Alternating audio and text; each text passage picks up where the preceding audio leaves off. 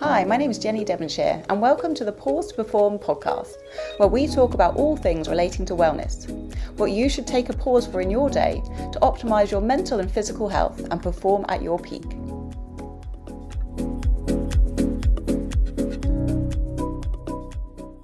So this week I am joined by Sarah Fretwell. I met Sarah on a yoga teacher training in India in 2018. And since then, she's completed her training to become a behavioural coach and set up her own brand strategy and creative business where she helps purpose-led companies that bring their brand story to life. So Sarah, welcome to the podcast. Thanks, Jenny. And it's so good to be here. And I can't believe we met in India like so long ago now. It's mental. No, it seems just forever ago and like not that long ago, all at the same time. Not even that long ago, I know. Time has flown.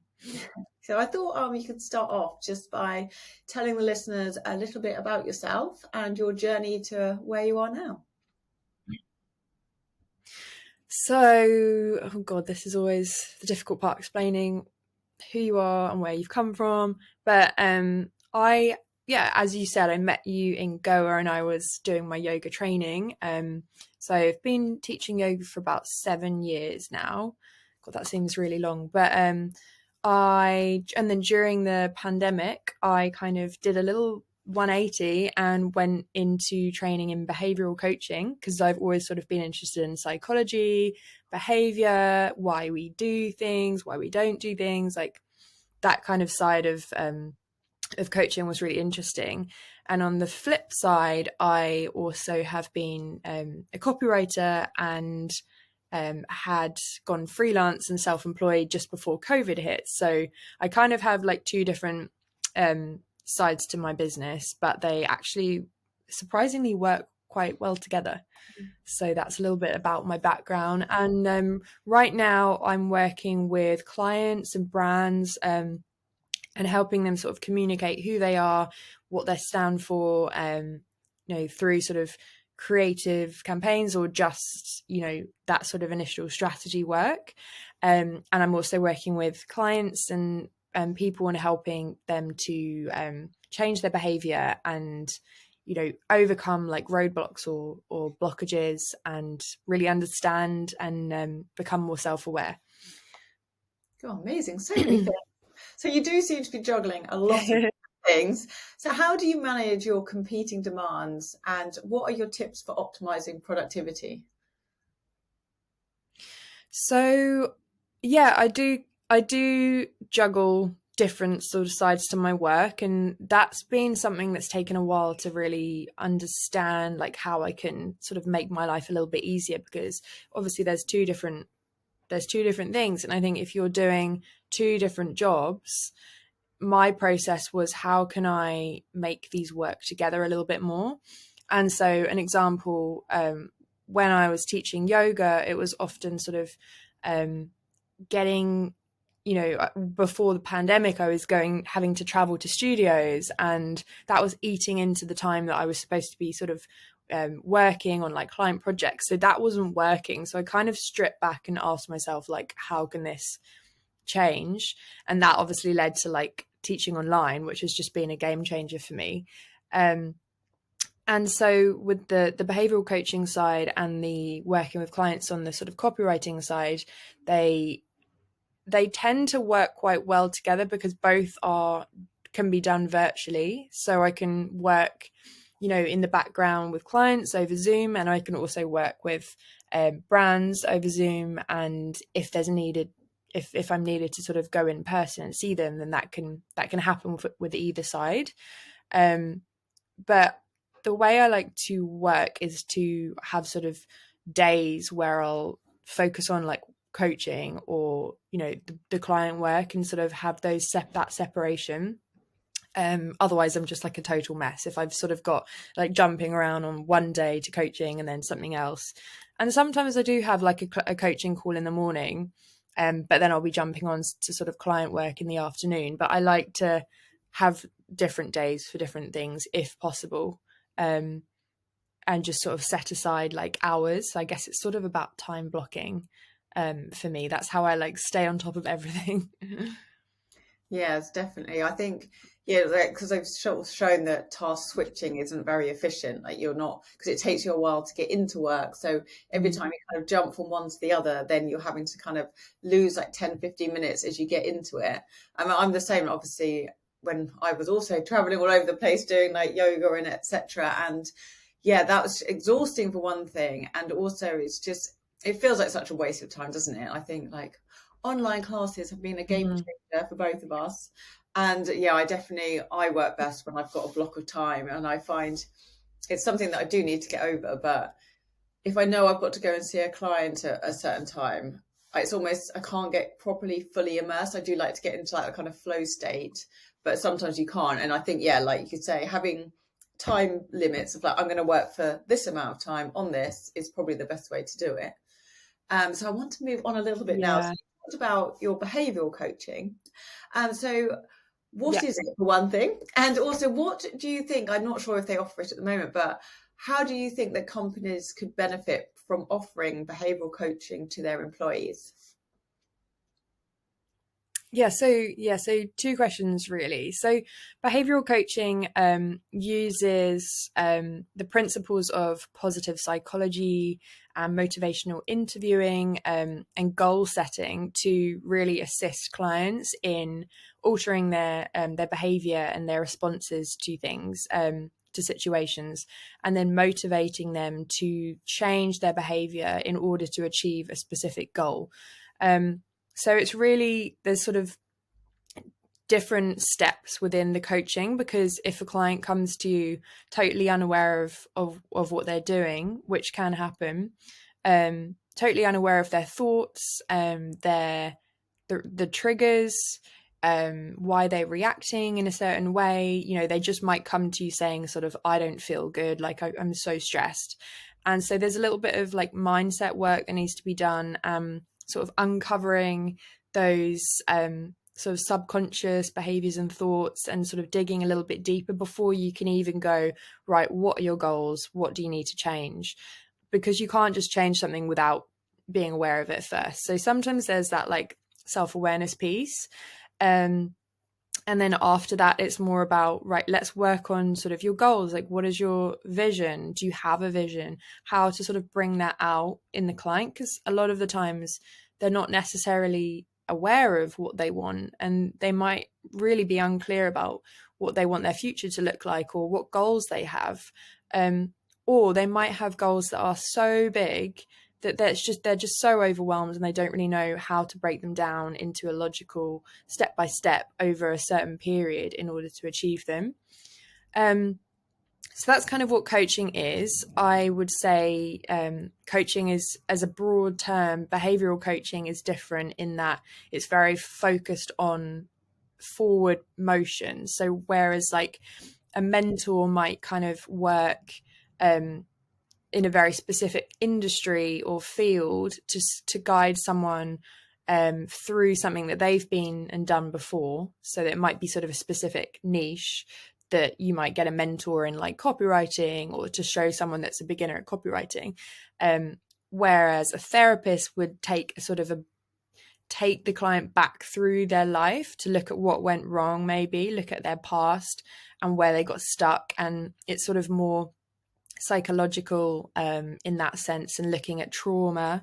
And on the other spectrum, the coach will look forward. So they want to look at where you are now, so you're present, and what's stopping you from going forward, and then how you're going to make that change a reality. So it's very much about like looking ahead and starting from the present, looking ahead and working on like progressive change. And I guess in the workplace, behavioral coaching can be very, very useful because it's about personal development and performance. So if you're in a workplace and you're struggling with sort of any mindset, thoughts, or behaviors that's starting to impact your work, then that's something that a behavioral coach can address. But it's also, you know, helping an employee get, you know, set those SMART goals, have that longer term vision, and understand why they're doing what they're doing and what they want to get out of it, which will also help the employer in the long run with maintaining and sort of supporting that client. So yeah, it's sort of a very interesting topic for me. Yeah, I definitely think I like just people are rambled. no, no, it's good. So yeah, I definitely think that companies are starting to realize that investing in their employees, in their health, in their mental and physical health, but also in these coaching, like a lot of things I see about how to get the best out of their staff is their self-development and trainings, things like this to keep them engaged. And if people are engaged and they work harder, they perform better. So I think, yeah, definitely one of those things that companies should look into offering their employees. So obviously you're interested in behavior change. What are the common mistakes that people make and what are your tips in overcoming them? There's many different struggles that people have when they're trying to create change. One big problem is not really having clarity on what you want. I think that can be such a sort of restrictive problem, because if you don't know what you want, if you think that you want,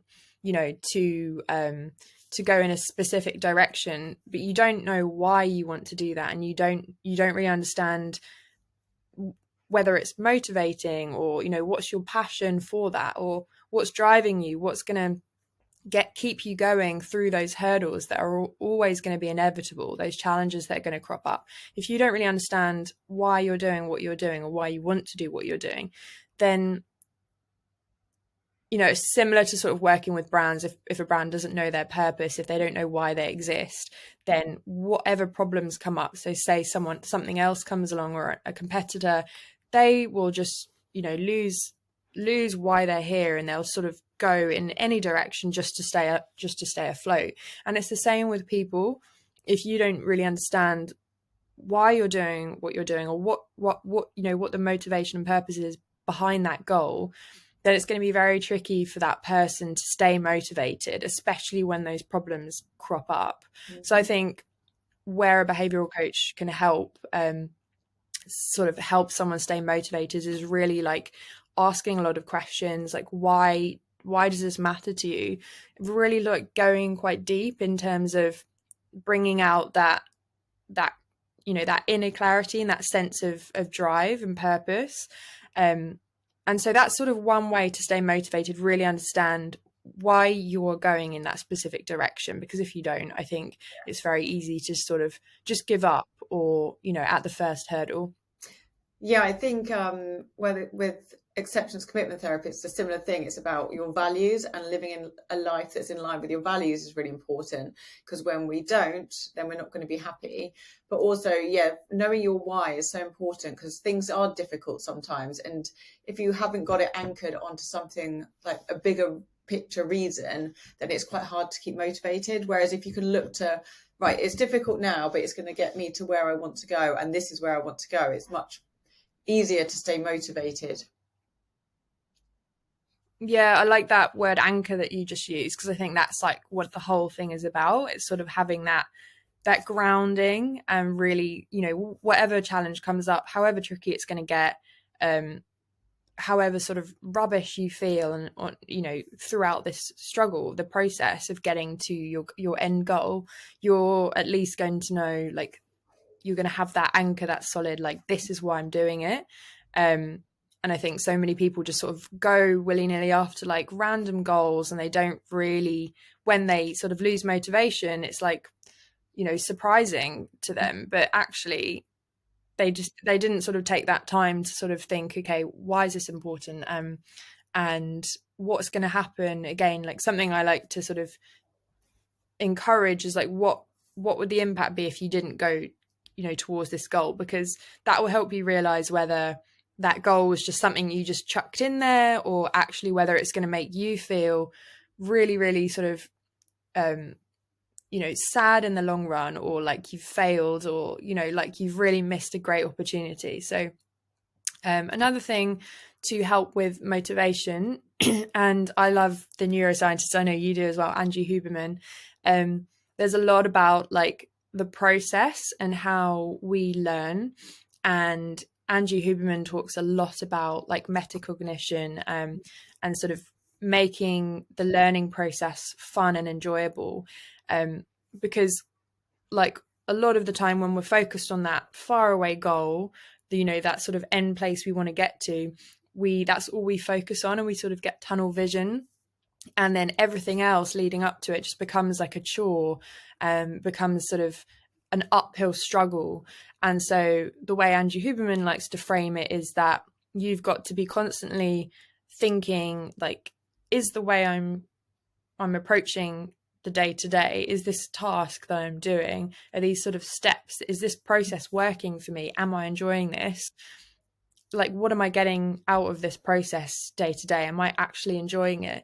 So like a good sort of example is writing. Like obviously I'm a copywriter, and so one of the things that I like to do is to practice writing every single day. And I know that the goal in the end is to be like, an amazing copywriter, sort of like to really be, working with some like incredible brands. And I've been lucky to do that, but there's obviously a goal to develop and get stronger. But if I don't work that muscle and sort of try and make the process of writing fun, if I just focus on like getting, to the top of my game, that end point, and don't sort of stay motivated throughout it by actually enjoying writing something, whether it's like a social media post or a blog article, then I will just sort of give up, I think, because I'll not, there's no enjoyment in that process. And actually I've realized that through that, like I actually really enjoy writing, like, and it's how I learn. So I think metacognition is all about how you learn and being aware of how you learn. So yeah, if I'm processing something, I often like to write about it to sort of reinforce what I've just learned, and then I'll sort of share it, and that's just what works for me. So I think that's something that would keeps me motivated, is sort of making sure I'm enjoying the journey. Yeah, and I think another thing is to celebrate your wins along the way. So you break goals down into smaller ones, because like you say, and I think actually it was on the Huberman Lab, he talked about like if you're running a marathon, focus on someone who's not that far away from you, look at their shorts and make that your target, and then you get there and you celebrate that, then you do it to the next bit, so you're not having this massive mountain to climb and like just so far in the distance that you just think, oh my god, I'm never going to get there, it's so overwhelming. You just like, and I guess that's very much what you do in like behavioral coaching, is you there's like, the SMART goals, aren't there? There's short and medium and long term, and you break them down into those meso cycles so that you can win, get like celebrate, intrinsic motivation. So you want to try and reward yourself with things like just congratulating yourself rather than external factors. But yeah, so I think that's really important and something I would need to do more. Yeah, I need to do a lot more of that. I'm very like hard on myself. I think that's just, classic, isn't it? That we tell others to be more like that. But yeah, I need to be better at sort of, actually acknowledging what I've achieved. And I like to sort of tick off, yes, I've done this, but that's kind of as far as it is at the moment. I guess like I don't sort of treat myself maybe as much, but I'm going to start doing that more. But with my clients, often they'll, I really encourage them to sort of celebrate. Like I'll ask questions like, how are you going to celebrate that tonight? And maybe all it is that they've done something that they were really terrified of. Like, okay, great. How are you going to celebrate? Like, how did that make you feel? Really acknowledge that. So I think that's so important. Yeah, definitely. And also there's another, so you've made me think then, I was just started reading the book, Dr. Julie Smith's one, and it's just talking about self-compassion. And so like you said, yeah, really hard on myself. I know you are as well. And she was saying like, trying to think about how you would speak to someone who was in the same position and speak to yourself in that way. And you say, and it was kind of a bit of a light bulb thing. And I was like, yeah, because, we're always so much harder on ourselves than anyone else. And when other people are in that position, you're like, oh, but you've done so much. But if you should do it if you could do it for yourself, it would be, I think, a bit of a game changer. And also she said that, when you're in a place of kind of beating yourself up, it's not very motivating either. So to like self-compassion, No. Realize what you have achieved is really important. Yeah, and especially for anyone that's listening and they're self-employed, I think we're often really, really hard on ourselves because we're the only ones giving ourselves that recognition. It's not like we can give ourselves a pay rise, or we can give ourselves a promotion. So someone that's self-employed, I've got so many tasks constantly that I'm doing, and actually when it comes to like the end of a week, I've done so much, like I've worked so many hours, and often I just need to like look back over and remember what I've done because I've totally forgotten how much I've worked. So I think, it's always good to sort of really realize like where you started and how much you've grown, because it's very unclear when you're self-employed that you've grown, as opposed to when you're employed, because you're put in that hierarchy. So you've gone from like junior to manager to senior. When you're self-employed, you are just the boss of your business. Like there's no sort of, I'm now a director. So it's challenging. Yeah, it's definitely one for both of us to work on as we go forward. So I know that you, just like myself, are very passionate about biohacking. Just doing anything to kind of optimize our health and also our performance. So what are some things that you do that to improve your mental and physical health and also to boost your productivity? Yeah, and I just want to say that you're like the inspiration for biohacking, because I remember in Mykonos that you, before like 7 a.m. when I'd woken up, you'd already done like Wim Hof, yoga, handstands, probably 50 lengths in the pool. So Workout.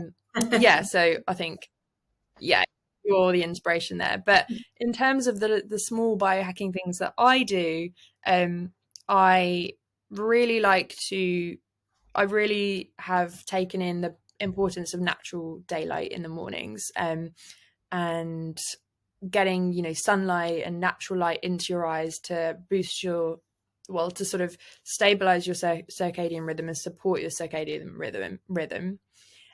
So what I like to do is, I like to get outside as much as possible. Sometimes that's not always possible if I've got calls, but I'll always try and get out as early as possible for a walk, even if it's 20 minutes, just go around the block. And it's easier said than done, especially when it's winter. You just want to get back into bed with your coffee. But, if I don't make it out, I'll at least, pull the curtains open, try and open the windows, get that light in. And another thing that I like to do is to habit stack.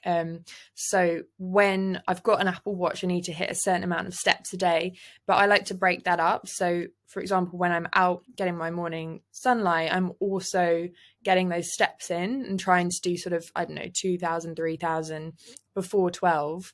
And then when I come back, so maybe I'll make a coffee, but after that I will do some breath work or do 5 minutes of meditation, and sort of slot in those good behaviors after something that I'm already doing. And I kind of do that a lot when you think about it. I still sort of struggle sometimes with not looking at my phone when I wake up, but often I've started to sort of push it back, so I have to delay that sort of checking your phone until I've gone downstairs, got a coffee, brushed my teeth, and I sort of wait, and I force myself to wait. So that's not really habit stacking, but it's more like delayed gratification, which another behavioral change technique, where you push something back that is like a habit that is a negative habit. You push it back and you force yourself to sort of wait a little bit longer. And it's something I've been doing with coffee, and I know you have as well. I've stopped waking up, getting a coffee. I've tried to sort of wake up, have an hour to myself, stay, drink some water, and then I allow myself to get that habit. And I think that's really important, sort of biohacking tool to just constantly think about how is my future self going to benefit from this action or be negatively impacted.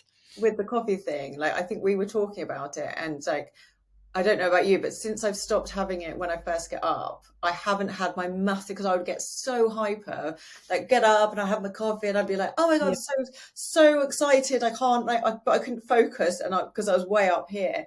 Now that I've started like delaying it for the Yeah. 90 minutes, I've got much more even energy. I don't get that massive peak, and it's so much better.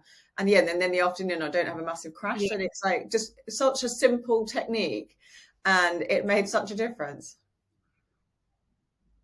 Yeah, I'd say that drinking my coffee, but I did wait this morning, so I did have it after an hour, not quite 90 minutes, but yeah, massively. And I think I was getting like such a big anxiety surge after having like 2 coffees in the morning, and I was like wired. And I just sort of took me a while to realize that I think maybe it's the coffee. I think maybe I'm not supposed to be having it this early on. But it massively helps me. And then again, just the other thing, I have like a red light for like infrared light. I also, yeah, as I said, walking and getting those steps in. Another one is like constant, sort of that consistent going to bed pattern. So I'm very much like, I must go on earplugs, like 11, read a book, go to bed, done. Don't talk to me. And that just really helps me, sort of stay focused and like stay consistent. Yeah, I just Same with waking up. I sort of set an alarm. oh really? Yeah, I tend to wake up naturally, but I well, I do go to bed at 9 though, so You it'd be a do. bit strange if I didn't, wouldn't it? So I was going to say, I've been obviously been using my red light for ages, but I've actually just recently started using it in the evening, while I do my foam rolling and stretching, and then doing the Brahmi breath, so the humming bee. And doing like a 5-minute meditation before bed, as well as doing it in the morning. And the last couple of nights, I've slept amazingly. And also another tip for everyone, because I think it's quite important one, it's changed my life. I realised I have been drinking way too much water. And it's a habit. It sounds like it could be a good habit, but it's not. I was drinking so much water, and I just needed the toilet like 3 times in the night. So I've stopped allowing myself to have any liquids after 4, which sounds really early, but I'm so hydrated, I really don't need any more. And I haven't woken up at all. I'm like, this is a game changer. So anyone who goes to the loo loads of times in the night, I think once is okay. You might want to limit your water consumptions. Yeah, have it earlier. So get it all in the morning. 3 o'clock, 4 o'clock, no more. It will change everything. Oh God, I really like an evening hot chocolate, or like an evening like decaf tea. But I've really noticed waking up like twice in the night, Yeah. or like bursting for the toilet at like 6 a.m. and I've then not been able to get back to sleep. So yeah, that's actually really big for me. I think I'm going to have to introduce that. No water after maybe not 4, maybe like You go to bed later than me, so maybe like 7. Yeah. but yeah, and But yeah, honestly, what's the humming bee breath? Brahmi breath, you must know this one. Humming bee breath? Where you make that humming noise. So you put your tongue at the roof of the mouth, take a big breath in, block your ears, and then you go. You must have done this in yoga. That before. Oh, I so don't think I have. it's amazing. So it's really good for calming down your nervous system, as most breathing exercises are. But it was also like strengthens the throat. It reduces blood pressure. It was good. There's a few different things it was for. Oh, it can reduce tinnitus as well, which I've got slightly. Apparently it's the humming noise. I've got that. Well, there you go. So yeah, honestly. Oh wow. So yeah, I think I've got a TikTok video on it. So you have held, and you are about to hold again, a webinar on mindful productivity. Could you tell the listeners a little bit more about it? It sounds really interesting. Yeah, so I'm very into my productivity, and yeah, as you know, I like to sort of have a process and stay organized, and it's not something that I'm naturally good at. I've had to really focus because I get very distracted.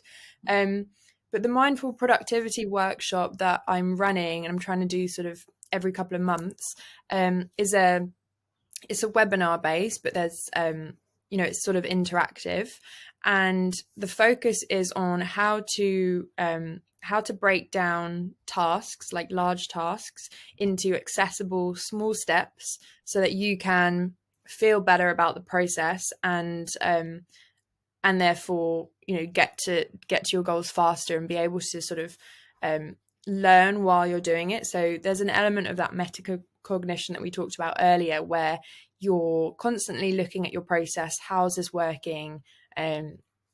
Each week you're assessing your process and you're assessing your progress, and you're also looking at your goals and seeing whether they're still relevant. So that's sort of the mindful part, so that you're conscious about what you're doing and how it's working and whether it's not working for you, so that you can change that sort of part of the process. And then the productivity part is all about the systems, having the right systems in place so that you can stay on top of everything. You can reduce overwhelm. You can, instead of juggling multiple things, you have a system that works for you.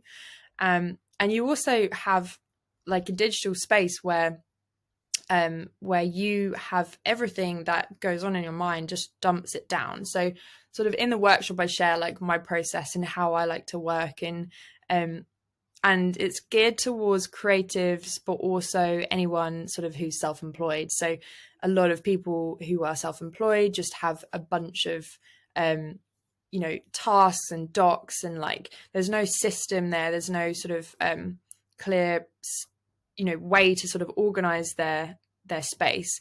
But also, if you're creative, like you just get one idea come to you and you just run with it, and then maybe the next day you get another idea and you just go with it, and there's no sort of process and focus. So it's also about how to organize that chaos in a systematic way. So yeah, that's a little bit about it. I ran it in, I think it was in January, or the end of December, and yeah, it was a really nice way. Had loads of different people joined, different backgrounds. So yeah, the next one I think will be either April or May. Cool. Well, we will link in the show notes to how they can find you to find the next one if they're interested in taking part. So I just got like one question I like to ask all my guests, which is, what's the one thing that you recommend people take a pause for to improve their mental and physical health and optimize their performance? I would say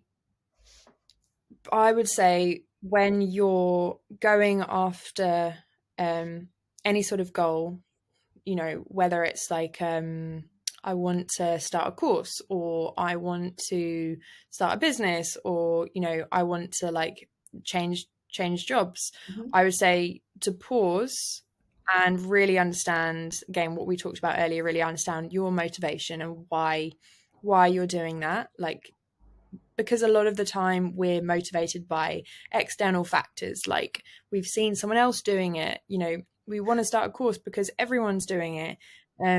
We feel like we're falling behind, or we feel like sort of we need to prove ourselves to people, and that's just the right step to do.